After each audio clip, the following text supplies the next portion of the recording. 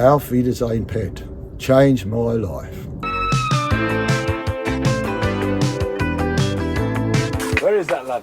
What's his name? I had been in Birmingham for a few years working in the music business, playing in bands, hanging out with musicians, doing things that musicians do when I was young. And I was in a band called the White Boys.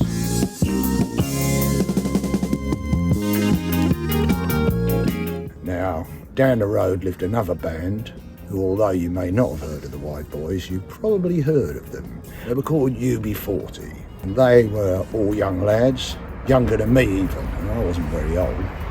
And they lived down the road in a house, and they were getting a band together. I had a band together with some guys playing like reggae, ska, and which I learnt off some in the band. I think I might have been at that time the youngest in the band, and there were a couple of guys who played in the 60s and 70s, and they taught me all the ska and the reggae and stuff like that. So, and then there was another band who you may well have heard of called The Beat, and they didn't live down the road but very close. So we all used to play either gigs together or drink together or smoke together, and that's how I spent the amount of time, my time in Birmingham. As you probably noticed, UB40 and The Beat became famous, but unfortunately I didn't. So the band it was together quite a few years, had a lot of musicians in it, good ones, but it never quite cracked, although it toured and recorded, never quite cracked it. And then I got offered to come back to London as a solo deal for writing, singing, stuff like that. So I came back down here and ran into a guy who became a great friend of mine, who was the manager of another famous band you'll know of called Squeeze, who had in it a young man called Jules Holland. So he managed them. He was in a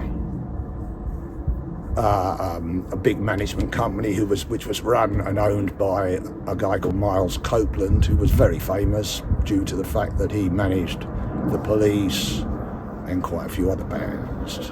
So I was there recording in studios and trying to get ahead, writing songs, and John was helping me when he wasn't too busy, to be fair, with Squeeze and Jules, who were definitely getting bigger and bigger.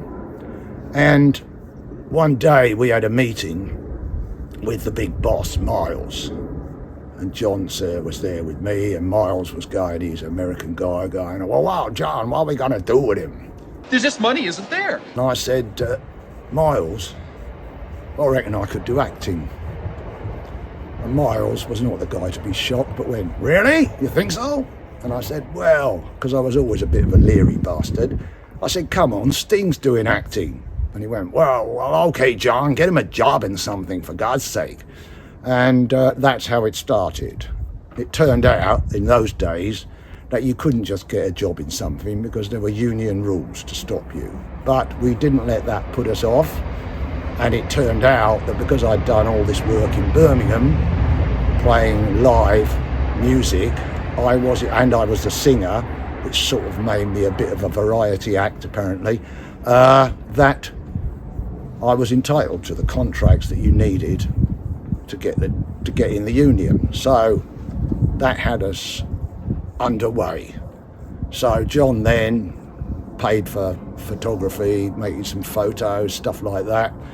Got a few outfits to dress up in, one of which was like a leery mod, you know, from the 60s with the old hat and everything.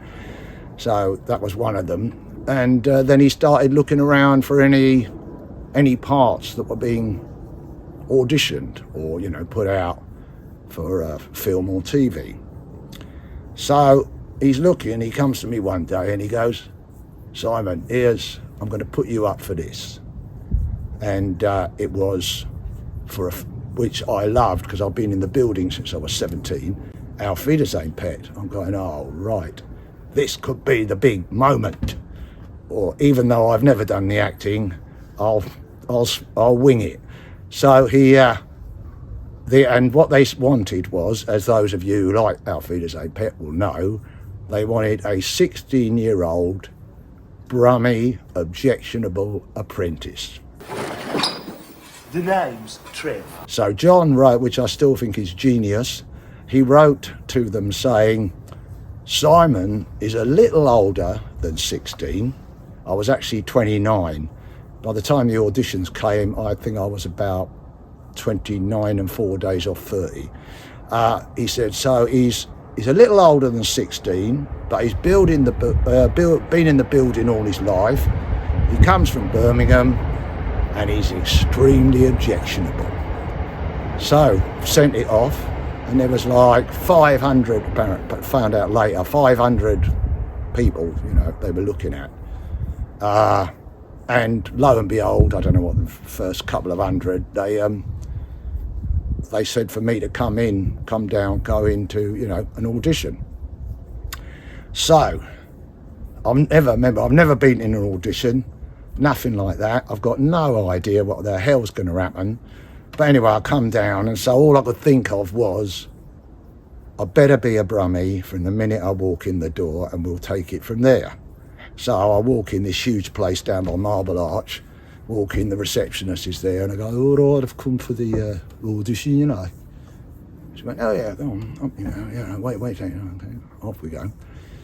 So I thought, right, okay, here we are, let's go in. And then really lovely guy, the director was a guy called Roger Bamford, and he was a fantastic guy, really nice. And the producer, Martin McKeon. Great guys anyway, they invited me in, I went in the room, and they went, hello, blah, blah, blah, have you ever seen Auf Wiedersehen Pet? I said, of course I have. Me and all my mates, all the mates on the building, everybody loves it. And they said, okay, well, we'd like you to, do read a bit for us. Well, I can read, there won't be a problem. They went, no, read the script. All right. They said, would you like tea or coffee? So you don't mind, I'll have a coffee. So anyway, I read it for them, and they were there, and they said, okay, thank you. And as I was going, I said, is there anything you'd like to say to us? I said, well, I'd like to say that's probably the worst cup of coffee I've ever had in my life. And I could see as I turned away, they were going, very objectionable. So that was it, off I went. Obviously, I'm not going to pretend I wasn't excited, but you think, well, if there's hundreds of people, and I'm probably the oldest, I'm not going to get it. Anyway, luckily, a couple of weeks, 2 or 3 weeks later, I get asked back 3 people, me and 2 actual people who looked about 16, as far as I was concerned. In fact, probably were 16. And we got to go and read with Tim Spall. So went in, read, even now, after all the years of acting, you don't really know. The ones you think you're perfect for, you think, oh, I'll definitely get that, I'm absolutely right, you don't get. And then the ones you think, well, I've got no chance, you get. So it's a funny old world. Anyway, so that was that, and God bless Roger Bamford and Martin McKeon, I got the job. So off, I was down now I'd been living up near Kilburn. I was at a building firm anyway then, because if you're in the acting or in the music, you need something else to earn money, unless, like you be 40, you do really, really well. And I hadn't, so I definitely needed something to get money. So anyway, I was doing the building, and I got the job. And what was really weird was they'd had rehearsals, they did rehearsals, and it was only about, literally, I think about 400 yards, as we used to say in those days, 400 yards from where I was living. So I couldn't really be late, was another good thing. But on the first day, they have a thing where you go to read. Everybody sits down around a table, and there's coffee and tea, and they read the script for the episode 1, say. So you sit down, do it all. And I'm on the bus, and I'm going up down, well, those from London know, I'm going down from Oxford Circus down towards Holland Park, which is where we're doing it. And I look out the window, and there's a Porsche with smoke coming out of it, stopped obviously, very sensible, and who's standing next to it looking upset? Pat Roach, Bomber, is standing there, and this is before the days, remember, of mobile phones. So when I got there to sit there, and they're going, I said, oh, by the way, Bomber's going to be late. And they went, what? I said, I've just seen him with his Porsche on fire, which was a slight exaggeration, but I thought it was a good story. So he may be a bit late. So that was the first thing. Oh, and the other thing was, of course, in all the excitement, I'd forgotten to put on a Brummie accent. So the director went to me, Simon? I said, no, actually, Roger, I mean, I do live in Birmingham, but I'm from around London. He went, oh, well done, young Simon. Very good, well done. So I said, that was probably the best bit of acting, was getting the job. Anyway, so that was that. Then we used to go I went 4 or 5 days. We'd just go to this place and all rehearse. And everybody was great to me, not going to lie. It was fantastic. And then the fun started when we then went up to Nottingham for those who are into Auf Wiedersehen, but no, for the filming of the start of Series 2, to be continued. I hear Jimmy shouting, go on, Simon, do it, no problem, man, do it!